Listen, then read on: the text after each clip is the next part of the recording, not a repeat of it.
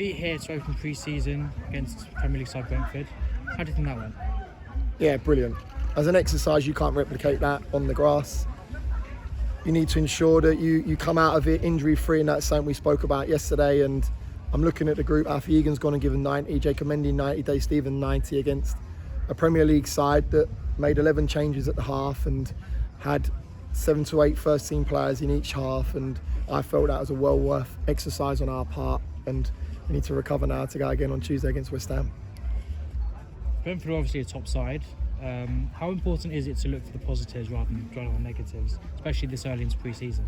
Nothing negative about today in terms of, listen, a lot of play through the middle of the park, runs off our defence or midfield, but I've got to be honest with you, you're talking about Ivan Toney, you're talking about Sergio Canos, and these are players that play at the top end of the game, and that's what they do. They're late and fast on their movements, their organisation's great, they get overloads in the areas, what I spoke to Thomas Frank prior, and for me, it was always an exercise to go and be as well drilled as we possibly can, and I felt we were. And at times we could have managed the game slightly better, but that's our first game. And for me, we looked sharp, we looked fit, we didn't look ropey, we didn't look off the pace, and these are things that I'll look at that are extremely positive.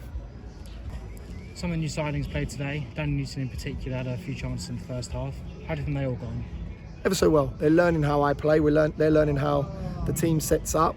We've done a lot of organisational stuff in the afternoons at Devon in Barnstable, and it's going to take a lot longer to nail it down. But for me, today I thought they go and collared, they go and work hard. Danny Newton presses from the front. But again, it's hard because you're playing against a side that is a Premier League outfit. So they're going to play through your press, they're going to play round yard, little flicks and 1-2s that cause you problems. But after all, and a reflection of the game, I felt that was a well worth exercise on our part. 90 minutes of football, injury-free, which is massive for me at the minute, and we go again, rest up, recuperate, and we go again on Monday to go and get another performance out of us on Tuesday.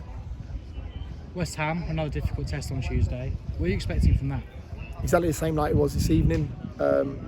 High tempo, relentless, they're unforgiving, and we need to ensure we offer up like we did this afternoon. And can we be a little bit more clinical in the final third and have a little bit more care? But again, it's not, the first week isn't for that for me. It's about organisation and fitness.